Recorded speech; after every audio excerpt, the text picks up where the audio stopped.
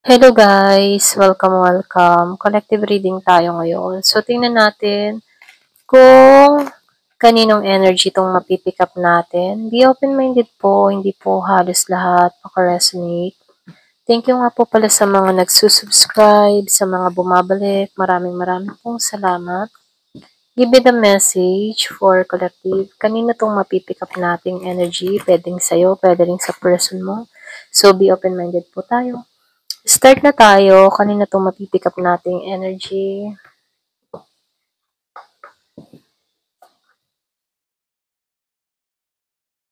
So, nakikita ko dito, yung iba sa inyo, merong involved na travel or paglayo sa bawat isa. Or meron akong nakitang nasa ibang bansa dito. Yung iba hindi halos lahat.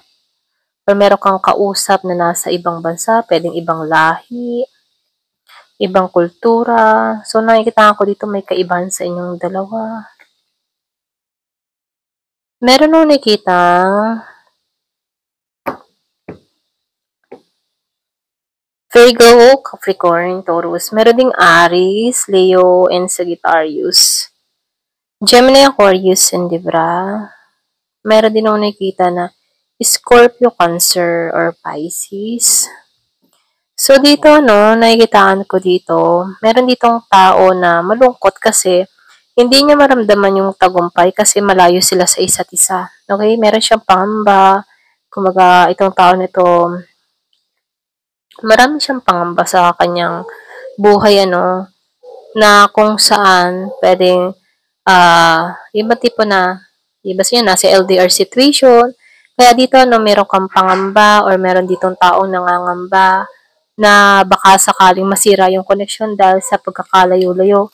So, marami siyang ganun, May tiwala naman siya sa tao niya, kaya lang, dun sa mga taong umaaligid-aligid sa kanyang person, wala siyang tiwala, okay? So, dito, meron ako nakikita dito na yung iba naman sa inyo, meron kang mga ginagawa or meron tinatrabaho, pero nakikitaan ko dito na hindi pa rin nakikita yung resulta ng kanyang mga ginagawa. Kumbaga, hanggang ngayon, bitin pa rin or hanggang ngayon, wala pa rin nakikitang paglago okay sa mga tinatrabaho niya. Kung anumang klase ng trabaho ng tao na to, kulang at kulang pa rin yung kanyang kinikita. Okay, hindi sapat yung kanyang earnings sa kanyang trabaho dahil sa mahal ng gastusin, So, nakikita ko dito, nasi-short siya sa budget. Yung iba dito, hindi halos lahat. So, yung iba naman sa inyo, nakikitaan ko dito, kung may bala ka mag-travel abroad or meron kang apply, nakikitaan ko dito hanggang ngayon, nag-iintay ka pa din. Nag-iintay ka ng tawag, nag-iintay ka kung kailan. So, meron kang pag-iintay na ginagawa dito, okay? Kumbaga, meron akong nakikitang delay. Kung meron kang apply sa ibang bansa or pwedeng bakasyon, okay? Or nag-iintay ka dito ng visa, ganyan So, meron akong nakikitang pag-iintay. So, sinasabihan ka dito, makakaraos ka din dito. Kailangan mo lang dito ay patient, Meron akong nakikitang 5 months. 5 months kang nag-apply or 5 months kang nag-submit, ng iyong mga documents. So, nakikitaan ko dito, waiting mo lang, kasi nakikitaan ko dito, merong parating. Kumbaga, meron lang konting delay. So, dito, nakikitaan ko rin dito, yung iba sa inyo, pagdating naman sa emotion mo, matagumpay ka, okay? So, nakikitaan ko dito na stable ka sa iyong feelings, nakikitaan ko dito positive ka, hindi ka madaling sumuko, lumalabas din dito, ikaw yung tipo ng tao na marunong ka mag-alaga sa sarili mo, okay? Hindi mo hinahayaan na malugmo ka, okay? Kumbaga, nakikitaan ko dito, marunong kang mag-alaga, so maayos ka dito, attractive ka dito, so matagumpay ka, lalo-lalo na sa kalusugan mo din, nakikitaan ko dito, healthy na person. So, yung iba naman sa inyo, meron ako nakikitang pagpapasya or meron kang ginawang pagpapasya dito, So, meron ako nakikitang pagpapasya kang ginawa dito, So, yung iba sa inyo, meron kang iniiwasan tao, kung meron kang kadiling na Pisces, so, lumalabas dito na iniiwasan mo to, hanggat maaari, nilalayuan mo na to, hindi mo na to pinapansin. So, lumalabas din dito, nakatuon ka sa ibang direksyon, okay? So, dito, no, yung iba sa inyo, mas pinagtuunan mo na lamang yung sarili mo kaysa alamin kung ano yung nangyayari dito sa kadiling mo rito, no? So, yung iba naman sa inyo, nakikitaan ko dito, merong mga taong naiinggit sa relasyon mo, kung successful yung relasyon mo, no? Nakikitaan ko dito, stable na relasyon, okay, then maganda ang samahan. Yung iba sa inyo, umaasam-asam ka din na magkaroon ng ganitong connection, okay? Yung stable, maganda yung samahan, maganda yung kabuhayan, okay sila, wala ng problema. So, nakikitaan ko dito na meron akong nakikitang naiinggit dito, or pwede rin sabihin na nakakaramdam ka ng insecure, o kung sino man to, no? Or yung iba sa inyo, kung stable ang iyong connection at maganda yung sama nyo, maganda ang inyong financial, okay? So, nakikitaan ko dito, merong nakatingin sa'yo, okay? Merong nakasubaybay sa'yo. Iba sa inyo, malapit din sa buhay mo, pwedeng kaanak, pinsan, kaibigan, okay? Na kung saan ano, nakatingin sa'yo dahil sobrang successful ka dito, okay? Pagdating sa iyong pamilya. So, dalawang beses lumabas ang 10 of coins. So, lumalabas dito yung 10-10. Kung madalas mo makita yung 10-10, nakikitaan ko dito yung stable, pareho balance. Pareho kayo ng nararamdaman ng kapareha mo. So, nakikitaan ko dito, pareho kayong abundance dito. Lalo-lalo na sa inyong emotion at maging sa inyong pagsasamahan, nakikitaan ko dito yung paglago. So, dito, lumalabas din dito, yung iba sa inyo, makakabili ka ng bahay, okay, or pwede rin sa inyo magsisimula yung legacy. Ikaw, kayong pamilya mo ang yung parang tipo na kung magbi-business kayo, sa inyo magsisimula, okay? At yung mga anak nyo ang magmamana na magmamana. Yung iba naman sa inyo, nakikitaan ko dito, merong pamana, okay? May pamana kang marireceive. So, nakikitaan ko dito na secure yung family sa financial secure din. So, nakikitaan ko dito na may kasaganahang naghihintay, okay? Pareho kayong mga tapat sa isa't isa. So, nakikitaan ko dito yung masayang pamilya. Doon sa iba, meron akong nakita dito na Scorpio. Wala kasi yung Scorpio. So, nakikitaan ko dito masayang pamilya, matagumpay, ang samahan. Kumaga, nakikitaan ko dito talagang wealthy. Ayan. So, dito, yung iba sa inyo, pinag-prepare ka for a change. So, nakikitaan ko dito, few months, meron ditong mangyayari sa'yo. Pang long term na to, itong plano mong ito, na kung saan, ipagpapasalamat mo to. Yung iba sa inyo, pwedeng meron kang business na kung saan, lumago siya, na kung saan inaanin nyo na to, okay? Pati ang pamilya. Ito lang yung nakikita ko dito. Kumbaga, buong pamilya ay nagsasama-sama, masaya dahil sa mga pribilehiyo na dumarating dito. So, nakikitaan ko dito na ipagpapasalamat mo itong mga biyayang dumarating sa buhay mo. So, lumalabas dito, kung ano man yung mga tinarabaho mo, mga pinalano mo, pang long term to, okay? Yung business na itatayo mo, kung meron man, nakikitaan ko dito pang long term at meron ditong paglago. Ito yung simula ng iyong kasaganahan dito. So, dito, nakikitaan ko din dito, yung iba sa inyo, ito na yung time para mag-relax ka, okay? Kapag mahirap na yung sitwasyon, kung meron kang mga tao na hindi nakakabuti para sa'yo, ito na yung time para aalisan mo to. So, dito, hanapin mo yung kapayapaan mo, okay? So, nakikitaan ko dito, yung iba naman nasa healing process, nasa moving on, nagre-relax-relax. So, meron akong nakikitang breakup na nangyari na kung saan, nag-isolate tong tao na to at hinahanap niya dito yung kapayapaan niya rito. Malakas yung Libra. Meron din ako nakita dito, yung iba sa inyo, na-miss opportunity ka ng tao na to, okay? Meron kang tao dito na hindi naging sincere sa'yo. Medyo rude, masakit tong magsalita, okay? Sarcastic at pabigla-bigla. Kumbaga, itong tao na to, kapag nagagalit, nawawalan siya ng focus or nawawala sa wisyo, okay? Kumbaga, mahilig din tong mga manakit. So, nakikitaan ko dito, pwedeng inalisan mo na to or pwede rin sabihin, na miss opportunity ka ng tao na to dahil hindi kanya tinarato ng tama rito, okay? So, dito, lumalabas din dito, yung iba sa inyo, no, meron akong nakikitang Taurus, meron ding Capricorn and Virgo. Kung meron kang mga pinagdaanan, ano, yung iba sa inyo, ayaw mo pang talikuran yung mga yung masasakit na karanasan, ano. Yung iba sa inyo, nakikitaan ko dito, hindi pa rin natuto sa nakaraan, ganyan.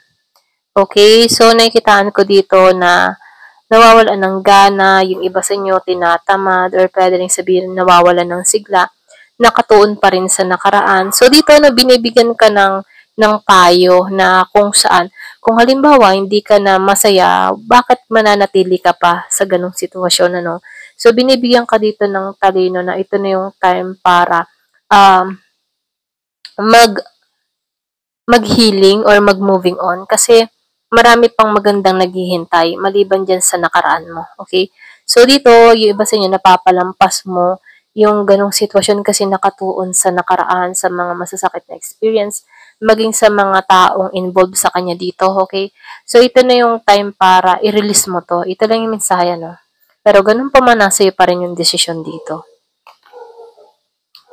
So dito, no, nakikitaan ko dito, kaya hindi siya makatulong, no, kasi meron ditong unhealthy choices or pwede rin sabihin unhealthy attachment, ano. So nakikitaan ko dito, meron kang tao dito or pwede rin ikaw naging clingy ka dito, naging nakadepende ka sa taong ito. Kaya dito, no, meron ako nakikitang hindi maka-recover kasi nakadepende siya sa tao niya, sa person niya, na kung saan kaya naman din yan lumikha para sa kanya. Okay? So, dito, minumungkahi dito na ito na yung time para tumingin ka ng panibagong pangarap, ano, or tumingin ka ng panibagong goal, or tingnan mo yung pagbabago. Okay? Huwag kang tumingin sa nakaraan. Tumingin ka sa pagbabago, sa darating pa sa'yo, sa future, or dito sa present moment mo. Okay? So, nakikitaan ko dito, ikaw yung huhubog ng mundo mo na kung saan ito na yung simula. Okay? Kailangan mo nang gumawa ng hakbang para sa sarili mo. So, nakikitaan ko dito yung mga nangyari sa nakaraan, no? Tapos na. At huwag mong hayaan na maista ka ng nakaraan dahil maraming posibilidad na parating sa hinaharap para sa'yo. Okay? So, meron nung nakitang 3 of Wands. So, meron ditong lack of foresight, ano. Hindi niya makita yung big picture or yung vision para sa future, no. Kasi nananatili siya na naka-hold sa nakaraan, ganun. So, dito, binibigyan ka ng kaisipan na kung saan, ano, bigyan mong, yung mapakawalan mo na yung sarili mo sa mga masasakit na karanasan at bumuo ka ng panibagong pangarap para sa sarili mo, ano. So, nakikitaan ko dito, ito na yung time para itigil mo na, okay? I-release na. Kasi dito, no, napopospone yung magandang darating sa'yo, okay? Kaya hindi makapasok yung panibagong energy sa buhay mo kasi dun ka naka-stuck sa nakaraan mo, okay? So, ito lang yung mensahe, no? Hindi halos lahat, ano? So, dito, nakikitaan ko dito, mangarap ka ng malaki. Mangarap ka ng malaki na kung saan ikaw yung ikaw magkakaroon ng benepisyo dun. So, dito, no, mangarap ka ng malaki at kumilos ka na rito. Okay? Ito lang yung mensahe, no? Ayan.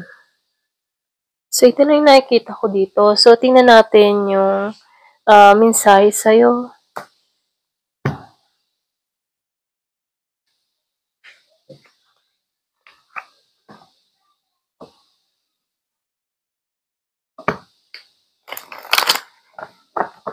Give it a message.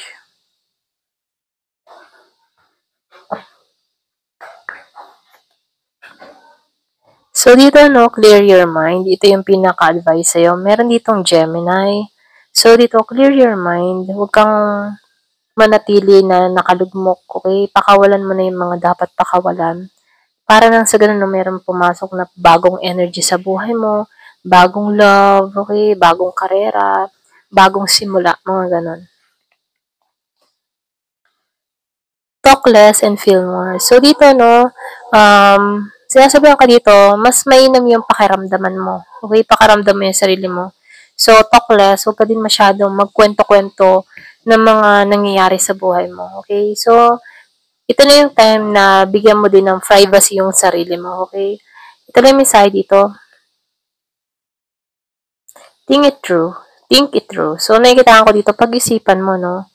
So, pag-isipan mo maigi, mabuti. So, bago ka kumilos, pag-isipan mo maigi. So, clear your mind. So, dito, no? Believe in your good luck. Yung sinabi ko kanina, na may mga malaking oportunidad na parating sa'yo. Kaya lang hindi mo makita yon kasi lack of foresight ka dito. Okay? Hindi mo makita yung magandang magaganap sa'yo kasi nakatuon ka sa mga negatibong nangyari sa'yo sa nakaraan.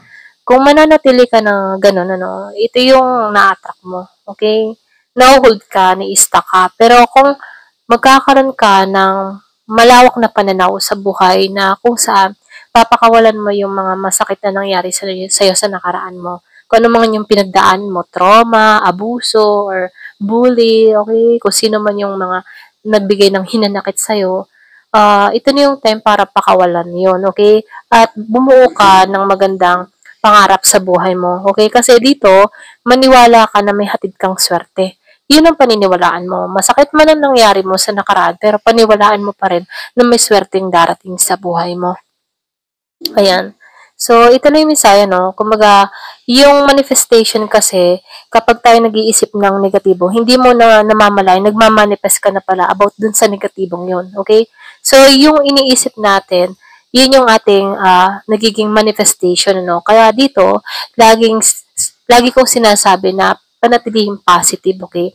Para lang sa ganun, pag positive yung iniisip mo, yun yung manifestation mo, okay? Yun yung na-attract mo parating sa'yo. Pero kapag ikaw ay nakatuon sa mga negatibong isipan, ito yung na-attract mo. Hindi mo namamalay na mamanifest mo na pala ito para sa'yo. Okay? So, dito, be proud to yourself. Okay? Maging proud ka. Ayan. Sa sarili mo. Kahit may mga pinagdaanan ka, be proud to yourself and relax. New Moon in Cancer, relax. So, meron dito ang last quarter moon in Taurus. Be proud to yourself. So, meron dito full moon in Forgive. Diba? Kung makikita mo sa mga mensahe na to, binibigyan ka dito ng kalinaawan, Huwag mong hayaan na malamon ka ng mga galit, pait ng nakaraan, okay? At ito yung kumukulong sa'yo para hindi mo makita yung big picture na naghihintay sa future, okay? So dito, tinuturuan ka dito na magpatawad dahil ito yung susi para makalaya sa mga masasakit na emotion, sa mga matitinding emotion, na kung saan ito yung kumukulong sa'yo. Kaya dito, sinasabihan ka dito, beware sa mga iniisip mo, okay? Kasi ang pagpapalaya ay tayo mismo ang gagawa. Kung hahayaan natin ang sarili natin magpatawad at magpalaya sa sitwasyon na kinakaharap natin dito. Okay? So dito, binibigyan ka dito ng talino na ang pagpapalaya ay pagpapatawad. Ayan. Ito na yung mensahe, no? At magiging proud ka sa sarili mo once na nalampasan mo to. Once na napatawad mo yung mga tao na nagbigay ng pasakit sa'yo. Mahirap mo magpatawad, pero subukan mo. Ito lang yung mensahe, no? Kasi, maniwala ka na yung swerte ay darating once na napakawalan mo to. Ito lang yung mensahe sa'yo. Ayan. Thank you for watching. Love and peace.